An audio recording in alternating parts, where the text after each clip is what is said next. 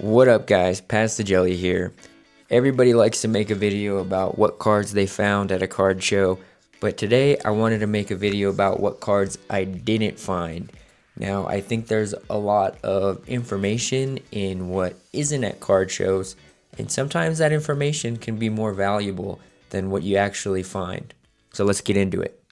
If a card is nearly impossible to find at a card show where there's thousands of collectors, dealers, everyone in one place, what does that tell you?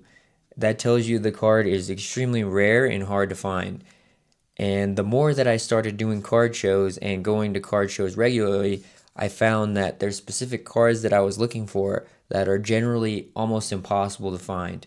So when you go to a card show, it creates this illusion that there's pretty much anything you could want and anything that you can find. There's thousands of cards, hundreds of vendors, millions of dollars in inventory. But what you'll notice is a lot of the vendors are selling the exact same cards. And one of the things I learned throughout selling clothing on eBay in general is you're generally stuck with your worst inventory because your best inventory is going to sell the quickest. So if you get a card and you put it out and it immediately sells 5 minutes later, that card essentially disappears from the marketplace. And there's certain cards that I've noticed that are extremely difficult to find. Almost no dealers that I went to had a lot of these cards, and sometimes I might not even see these cards at a single show. So we're going to go ahead and we're going to get into it. We're going to look at all these cards, and I'm going to explain my thoughts on why I don't think they're available that often. So let's go ahead and get into it. Alright, so the first set of cards that I really struggle to find at card shows is Shadowless first edition cards, especially raw. I think that most of the time people can see the value in grading these cards, and there simply is not a whole lot of them out there. So I could walk a show for hours, go to hundreds of tables, and I may see one of these, I may see none at all. I genuinely think these are one of the most rare and valuable cards in the whole vintage Pokemon market, and I think that a lot of people sleep on the value of these cards. They're extremely hard to comp, they're extremely hard to find. So that's one of the cards that I would say if you see them, definitely keep an eye out and look at them because they're extremely rare and they're extremely hard to find. All right, the next point that I wanted to get into is condition and vintage. So really strong near mint vintage cards, I really don't see them a lot at card shows. It's really hard to find near mint copies of any vintage holos. And I think the common trend that I noticed, I went to 3 card shows this weekend, and every dealer I talked to when I was asking for vintage holos said that they're really hard to come by. So first off, they're hard to come by. They're even more hard to come by in near mint condition. And if you really analyze a lot of the data when it comes to liquidity in vintage cards, there's a lot less copies of near mint cards, and they tend to sell extremely fast as well. So one thing to keep in mind is you can find a lot of vintage cards at card shows. It's really hard to find them fairly priced, but I think it's even harder to find them in near mint or mint copies. And I think the reason for this is that many of these vendors may see the value in grading these cards when they get them. So there's extremely high returns in grading near mint vintage. So that could be part of it. And it also could be that they just sell extremely quickly. So if someone puts out a copy that's really clean, the people coming to these shows are probably maybe looking for grading plays, because a lot of times you may only need a 7 to get a good return on your money, and 8 can really 5x your money on some of these vintage grading plays. So that was one thing. It was really hard to find. I don't see a lot of near mint cards. So one thing to keep an eye out for when you're at a show, definitely a lot of value in those cleaner copies. All right, the next one I really hardly ever find is gold stars. I really never see them for the most part. I hardly ever see them raw, and I go to a ton of card shows. I look at hundreds of thousands of cards all the time, every weekend, and I really never see gold stars available.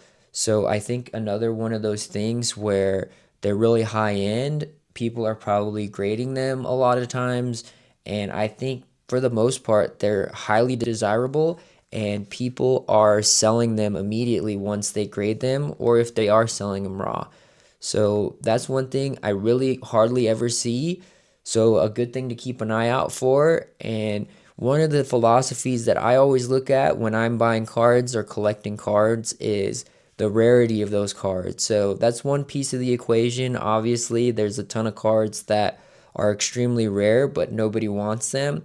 But these highly desirable cards that are not only rare but extremely sought after, I think are great options and opportunities for you to buy and invest your money in because you can just tell the market really likes these cards and they're really hot.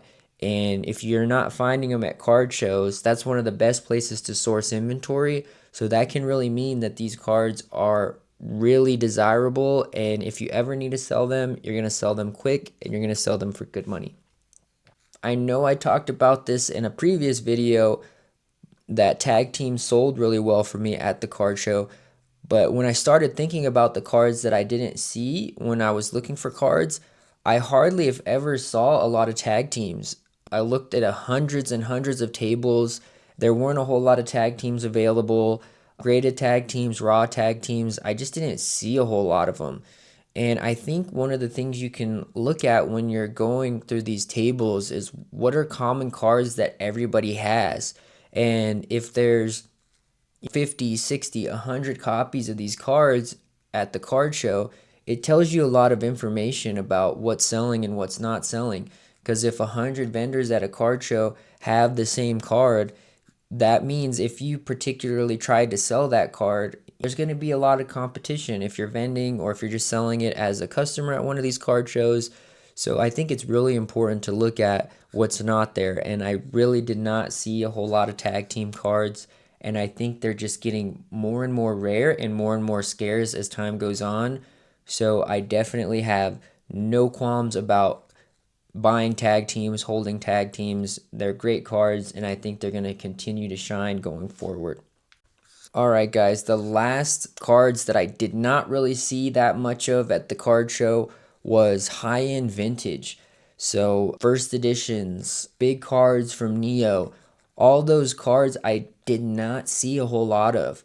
I also did not see a whole lot of e-reader cards. I think now that I've gotten more involved in e-reader cards, they're extremely niche, they're extremely valuable, but one of the things I've noticed is that they really require the right buyer. Not everybody knows about Aquapolis, Skyridge. So if you're trying to sell that card, you have to find somebody that knows a lot about it, right? So I think in Pokemon cards, there's a lot of niche cards that are extremely valuable. I have a Japanese card that's extremely niche. There's only 40 copies, but it's not easy to sell. You have to find the right buyer that knows exactly what it is, and not only that, is willing to pay the money for it. So one of the things I look at is the liquidity of the overall card. Is there a big market for it? So if we take base set Charizard, for example, everybody knows what it is. Everybody likes the card. Everybody wants the card. So you're going to have a lot of liquidity for that specific card. Now, is there a lot of them out there and is the price pretty stable? Absolutely. Yes. But one of the things you have to keep in mind when you get into more of these niche cards is that there may be a hard time finding a buyer. Not everybody has $1,000 to drop on a card. And if they do, they want to know exactly what that card is and they have to want that card.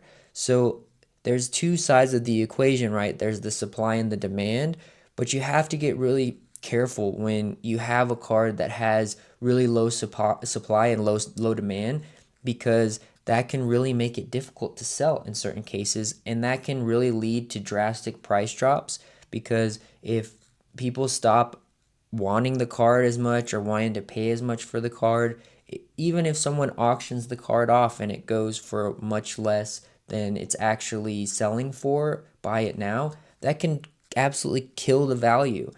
So I think that's one of the most important lessons that I've learned is focusing on cards with really high liquidity, high daily sales, high demand, and you can move up obviously into the higher end of that in higher end graded cards in that specific copy. But just take note that high end vintage overall is extremely hard to find, guys. It's extremely hard to find in good condition. So you could go to a whole card show and not see any first editions, any big e-readers.